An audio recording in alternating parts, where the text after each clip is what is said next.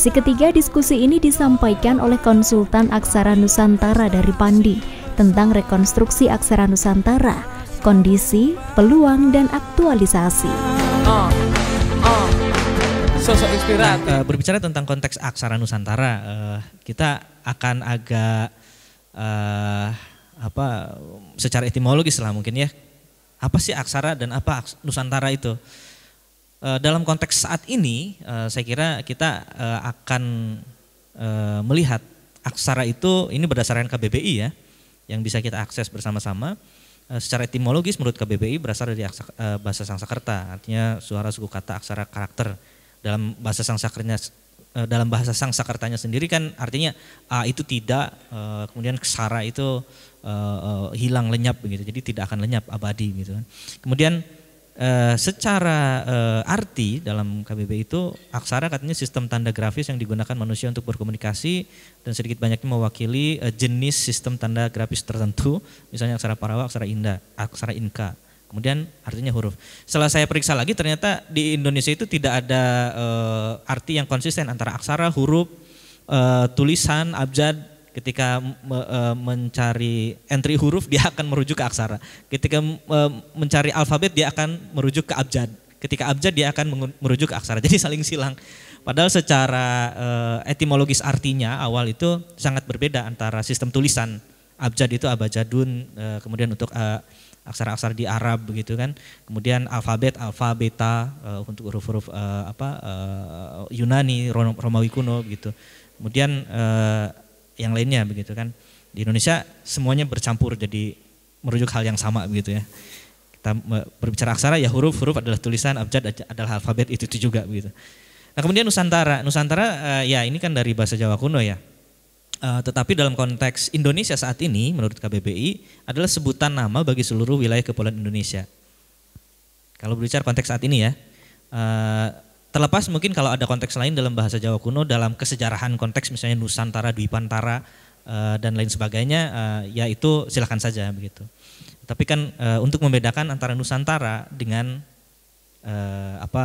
ada lagi counternya misalnya Tamadun Melayu misalnya, ya itu hal yang lain begitu ya.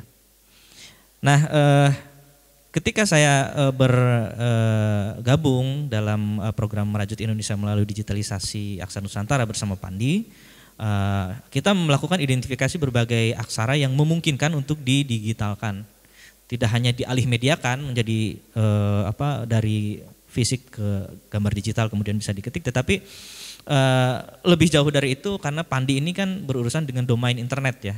Jadi bagaimana caranya aksara Nusantara ini supaya bisa muncul sebagai domain internet digunakan di seluruh dunia begitu kan, bersanding dengan aksara Laos, Thailand, Korea dan lain sebagainya yang sudah duluan masuk.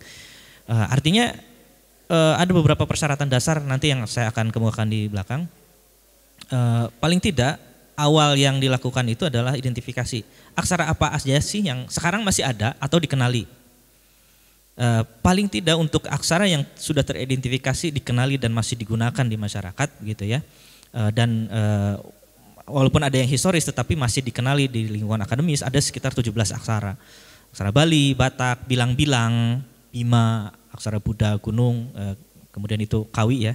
Aksara Incung, Kerinci, aksara Jangang-jangang di Makassar gitu, Bugis, aksara Jawa tentu, aksara Kawi, aksara Lampung, Lontara, Lota, Pegon, Serang, Serang itu Arab Melayunya di Makassar, kemudian aksara Sunda, aksara Jontal ini maksudnya, Satera Jontal, kemudian aksara Rejang. Beberapa diantaranya sudah masuk ke Unicode nanti di bagian berikutnya. Nah, selain itu aksara yang memang ada artefaknya begitu ya. Jadi walaupun tidak digunakan tetapi secara historis ada juga aksara-aksara yang dia ada tetapi ini masih diperdebatkan apakah ini aksara yang asli, maksudnya ada secara historis atau memang dibuat atau hal yang lain. Aksara-aksara sandi misalnya kan, seperti aksara Dagadu misalnya itu kan sandi ya. Jadi penggunaan sistem ejaan lain pada aksara yang sama begitu. Nah, ini ada 9 aksara yang diperlukan penelitian lebih lanjut. Yang pertama aksara Bolaang Mongondo. Katanya itu akibat adanya hubungan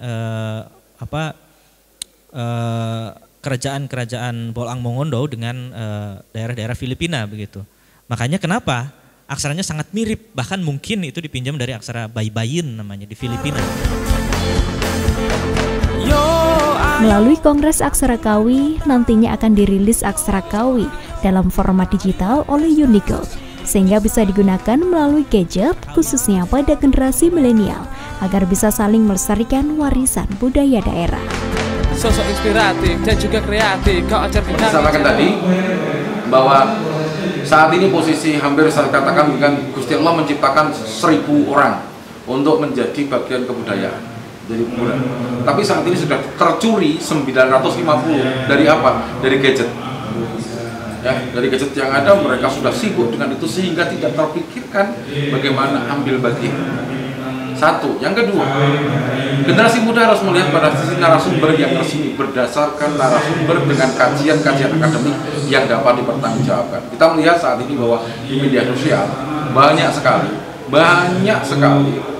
sesuatu kajian-kajian yang tidak berdasarkan pada runtutan dan sejarah yang ada, sehingga mereka tercekoki dengan hal-hal yang tidak benar. Dampaknya apa?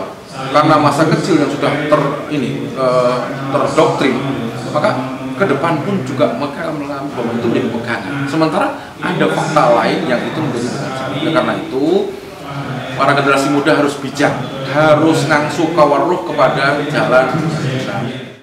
Agenda ini kan 3 hari kita memfasilitasi adanya diskusi atau FGD dari para ahli-ahli atau penggiat aksara Kawi ya.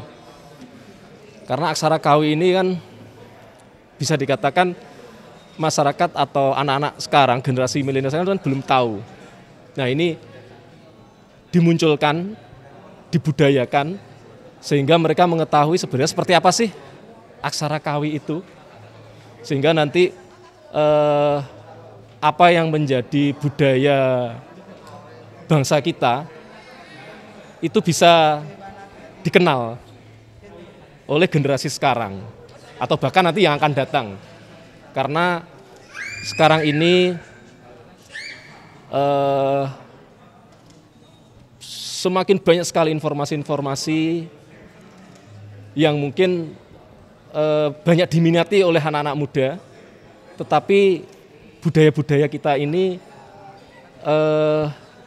kalau tidak kita munculkan, mungkin nanti akan bisa ditinggal oleh mereka. Nah, inilah para penggiat-penggiat aksara Kawi ini berusaha untuk menggali lagi, kemudian nanti supaya membudaya lagi kepada generasi milenial. Nah, ini sekarang lagi dipikirkan ini. Saat ini lagi memikirkan itu. Ya, pemirsa, demikian tadi berlangsungnya FGD Road to Kongres Aksara Kawi yang digelar oleh Disbud Parpora Kota Kediri melalui DBHJHT tahun 2021.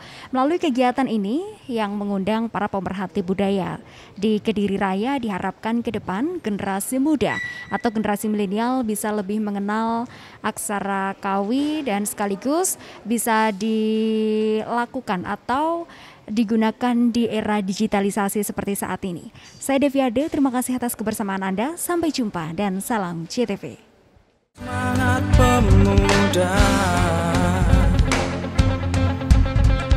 bebaskan dari narkoba.